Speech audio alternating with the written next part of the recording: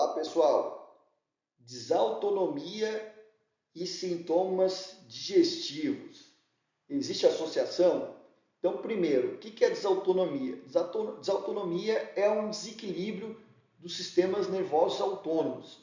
Todo ser humano, tem dois sistemas nervosos autônomos, é o sistema simpático e parasimpático.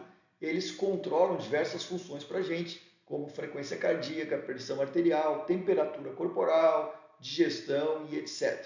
Então, a desautonomia está relacionada com o desequilíbrio nesses sistemas nervosos autônomos. A gente tem basicamente dois tipos, dois grandes grupos de desautonomia, que seria a desautonomia primária, a famosa síncope neurogênica vasovagal, que é aquela pessoa que desmaia com muita frequência e muita facilidade, né? A síndrome da taquicardia postural ortostática, o famoso POTS em inglês, né, que é caracterizado por um aumento anormal da frequência cardíaca quando a pessoa se levanta, e causando sintomas como tonturas, palpitações, cansaço, desmaios e sintomas digestivos, né? A atrofia de múltiplos sistemas, que é uma doença neurodegenerativa que afeta o sistema nervoso autônomo, né? A desautonomia familiar, uma doença genética rara, que é a síndrome de Hailey-Hailey.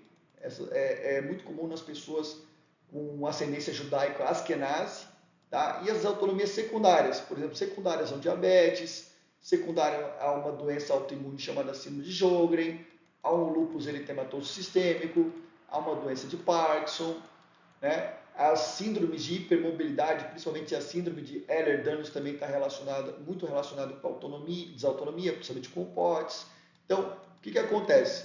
São pessoas que podem ter sintomas sistêmicos, como tonturas, desmaios, palpitações, taquicardia, sensação de pressão baixa, né? E junto elas podem ter sintomas gastrointestinais, como náuseas, vômitos, constipação, diarreia, distensão abdominal, dor ou desconforto abdominal, né? Sintomas urinários, por exemplo, incontinência urinária, retenção urinária, sudorese anormal, intolerância ao frio e calor, né?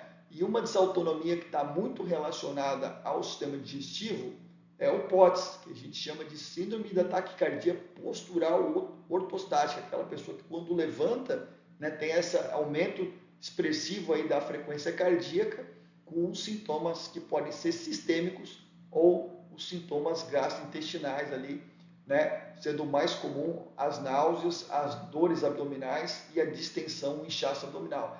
E esses sintomas gastrointestinais no POTS, nesse tipo de desautonomia, eles estão relacionados ou com a desmotilidade gastrointestinal, ou com atividade elétrica anormal do estômago, ou com a hipovolemia, quer dizer, a diminuição de líquidos no corpo humano, ou com as síndromes de hipermobilidade, principalmente as síndromes de Ehlers-Danlos, ou com a síndrome de ativação mastocitária, né, que é uma ativação anormal dessas células semi-imunes que a gente chama de mastócitos.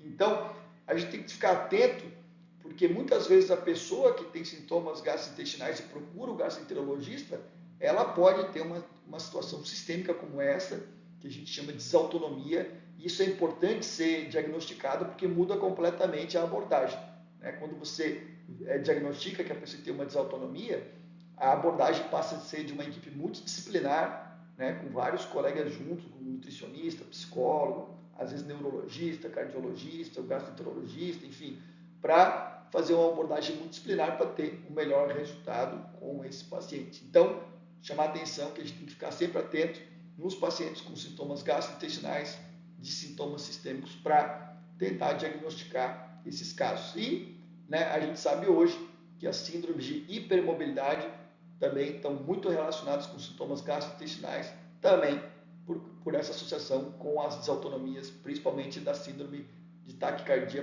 postural ortostática. Tá bom? Muito obrigado.